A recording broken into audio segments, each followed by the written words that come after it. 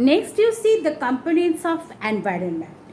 Several factors affect the survival of living plants or animals in their habitat. So, there are two types of components. We can say the living component or the biotic component, and the abiotic component, that is the non-living component.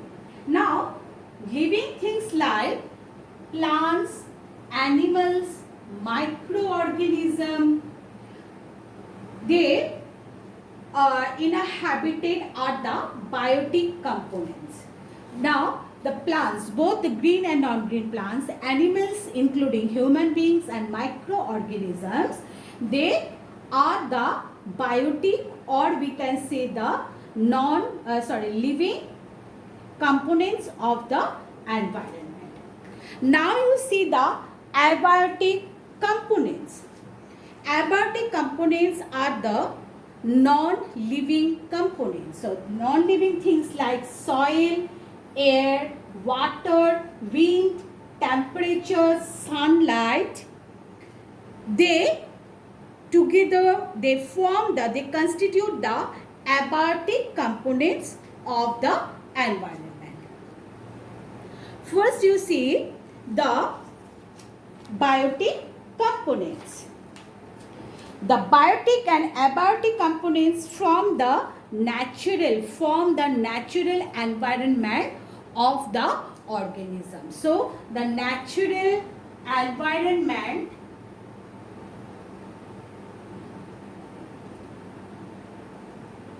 what we can say the natural environment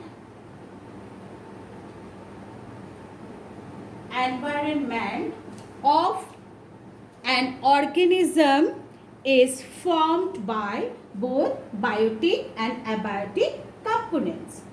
Even we, the human beings, are also the part of the environment.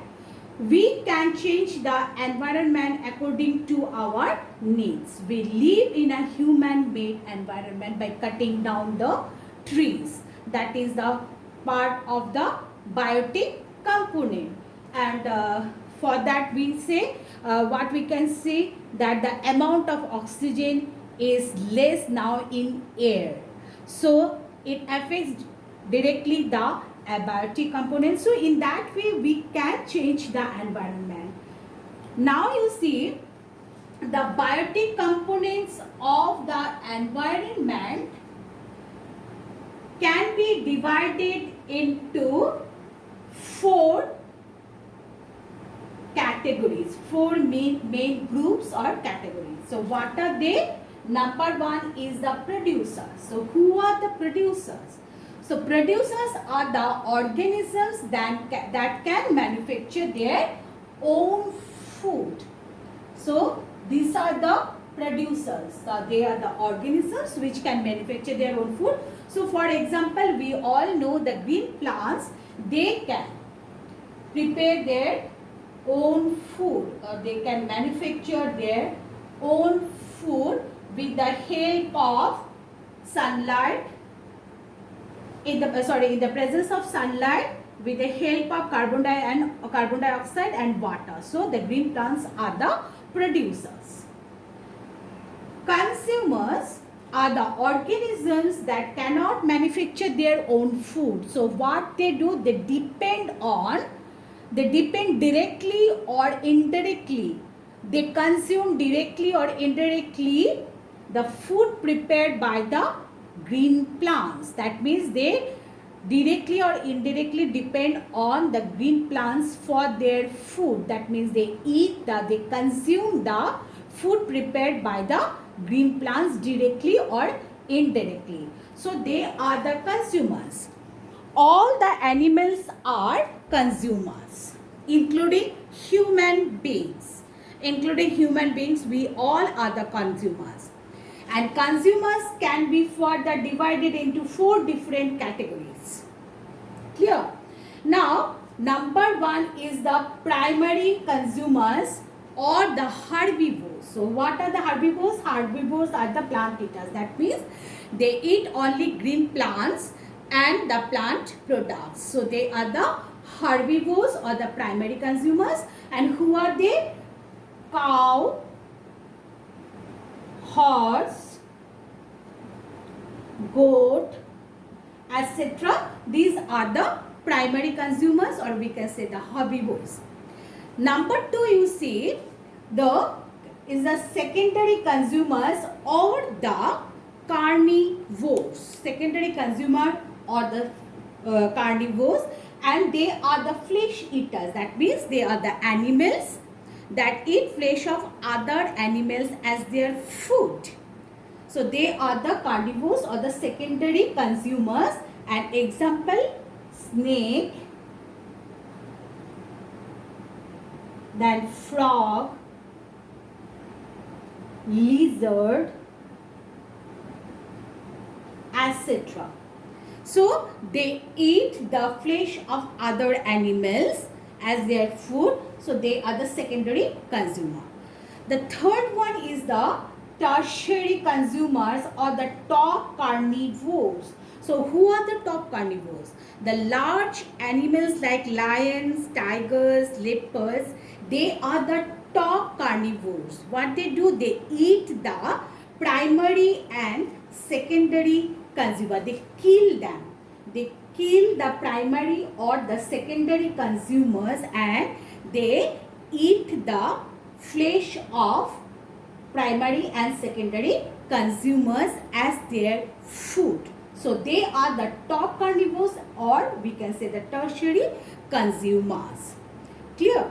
Now the fourth one is the omnivores. Omnivores are the consumers. They eat both plants and the flesh of other animals. So omnivores are examples, we can say humans, then crow, then fish. These are the examples of omnivores. They eat both plants and flesh of other animals. So these are the different types of consumers. Primary consumers or the herbivores, secondary consumers or the carnivores, tertiary consumers or the top carnivores, and the omnivores. Then you see the third one is the scavengers. So who are the scavengers? Scavengers are the organisms that feed on the dead remains of animals that are killed by the predators. So who are the predators? Predators are the hunters. That means mostly the carnivores. Clear? So scavengers are a type of carnivores, but they are not the hunters. They do not kill directly the other animals. So the carnivores and the top carnivores are they are the hunters and they kill the other animals, and scavengers, they feed on the dead remains. So after having the food by the secondary and the tertiary consumers, what are the left over portion, left part, if the left part is there, so leftover food, or we can say the remains of the animals, dead animals. Clear? So that one is the, what we can say, the leftover food is consumed by the scavengers. So in that case, scavengers, we can say they are the environment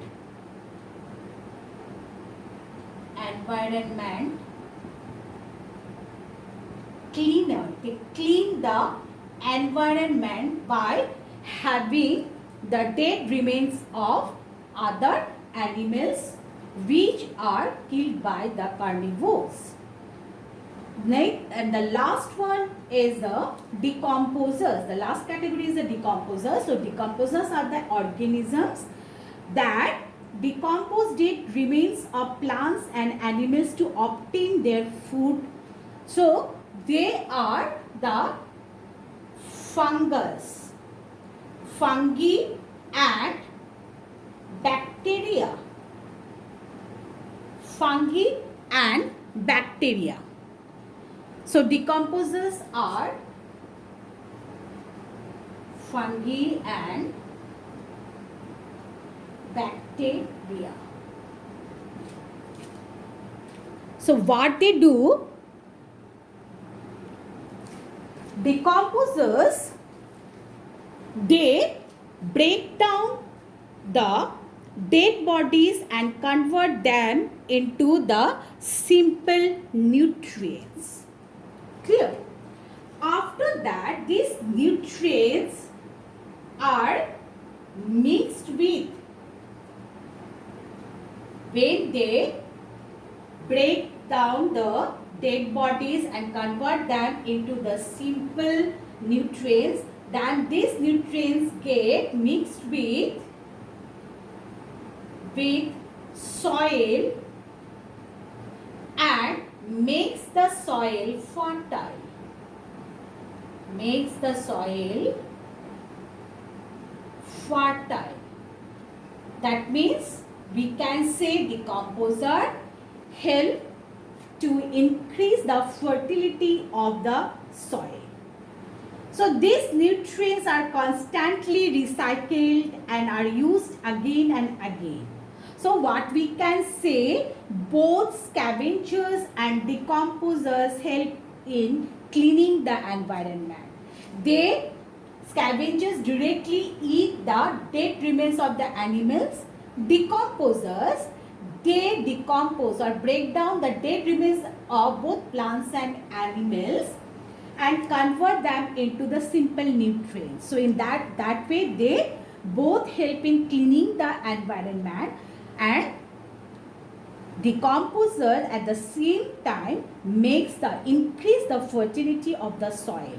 They make the soil fertile because the nutrients are constantly recycled and are used again and again, and they get mixed with the soil, makes the soil fertile. So in that way, we can say that the biotic components, they depend on each other. So but here we can say that both the plants and animals, they depend on each other, and all the animals including human beings depend on producers. Who are the producers in the environment? The green plants are the producers for their food directly or indirectly. Next is the abiotic components.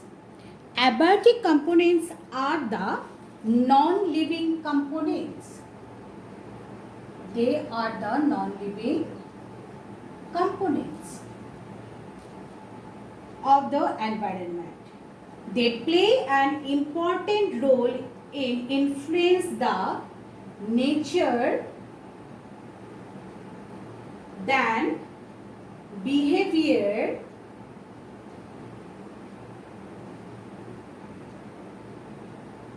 and the distribution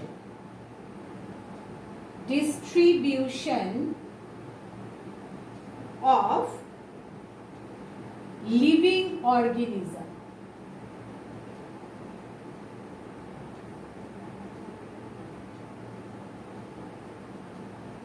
Living organisms. So these non-living components or the abiotic components, they play an important role in influencing the nature, behavior, distribution of living organism in the ecosystem, in one habitat. Clear? Now, the first abiotic component is the soil. So soil is the topmost layer of the earth's crust. So the soil is the topmost layer. It provides all minerals needed for growth and development.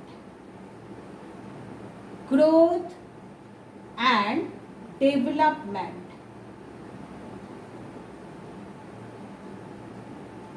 So, what we can say, the soil provides all minerals needed for growth and development of whom? Both plants and animals. Both plants and animals. Plants, because plants grow in soil, and without soil there would be no food, because no soil, no plants, no food for consumers. As we all know, green plants are the only producers on the earth. So no soil, plants grow on soil, so no soil means no plants and no food for other animals. Plants absorb water and minerals through their roots from the soil. Soil also contains humus. Now, what is the humus? Humus is, what we can say, humus is the dead remains of dead and decayed, means rotting. Dead and decayed remains of both plants and animals. So we can say the soil also contains humus, because decomposers, they decompose, they break down the dead remains of plants and animals and into the simple nutrients, minerals. So that minerals get mixed with the soil and makes the soil fertile. So we can say soil, it contains lots and lots of humus, which makes the soil fertile for whom? For the growth of the plants, so that again we can get more and more food. Soil also the home for animals like earthworm, reptiles, insects, etc. Now the number 2 abiotic component is water. As we all know, water is the most abundant natural resource on the earth. But the usable amount of water is very, very less. The percentage of usable water is very less. And it is very, very important for all the living organisms. Without water, no living organisms can survive. So about 70% of our body is made of water. Blood, which carries substances in our body. So blood carries what? Oxygen and the digested food, is mainly made of water. That means 80% of blood is made up of water. Then you see the germination of seed, photosynthesis, excretion. Excretion means the process of removal of waste products from the body of the living organism. So all these activities we can do with the help of water. Without water, there is no germination of seed. Plants cannot prepare their food by the process of photosynthesis, and we cannot excrete. No living and no living things, both the plants and animals, cannot excrete. Water can also dissolve gases like oxygen and carbon dioxide. So that is why the animals and plants which live in water can survive. So that is why water is so important. Now next one is the number 3 is the air. Now air, all living organisms need air. Now why? Number 1, oxygen because all the living organisms, both plants and animals, require oxygen for respiration, for their survival. Now, carbon dioxide, which is released by animals and humans, is required by the green plants. So, carbon dioxide gas, it is released by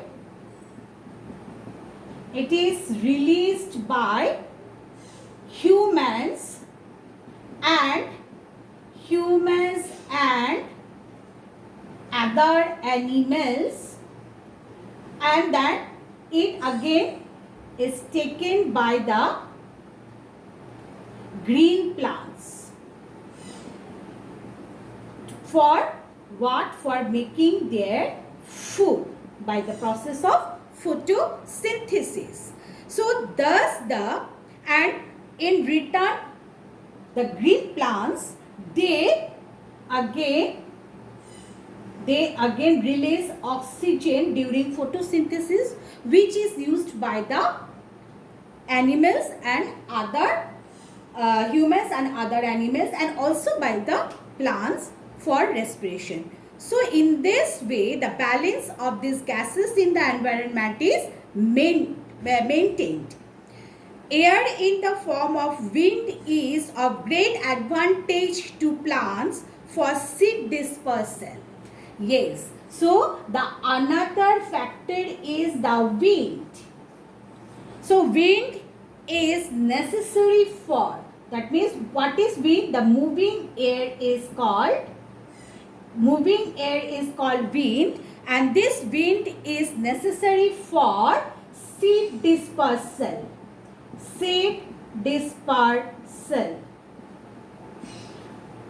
Clear? Now you see the next one is the light. So the sun is the primary source of light energy on the earth. We get both heat and light from the sun. Green plants cannot make their food without sunlight. That is photosynthesis. Photosynthesis cannot be occurred without sunlight. This food is passed on to all other living organisms. Next you see germination of seeds, flowering, then growth of plants and other animals. So all other these activities are influenced by light. The last one is the temperature. Earth is often referred to as the unique planet. Now why it is the unique planet? One reason for this is the temperature suitable on the earth for life to exist on it. So the earth receives sun's heat during the daytime. The earth's atmosphere reflects back the sun's harmful rays, whereas it traps some heat to keep the earth warm even during the night time. So the temperature from the sun during the daytime, the planet Earth, during the daytime the planet Earth receive the heat from the sun. Now this heat is that means the atmosphere of the earth reflects back the sun's harmful rays, whereas it traps some heat to keep the earth warm at night, and this is known as the greenhouse effect. So this greenhouse effect is instrumental in existence of life on the earth. So what is greenhouse effect? You see, during the daytime, the sun's heat is absorbed by the earth's surface. Now earth's atmosphere reflects back the sun's harmful rays, whereas it traps little bit heat for keeping the earth warm during the night. So at night. So this is called the greenhouse effect, and this greenhouse effect is very important for the existence of life on the earth.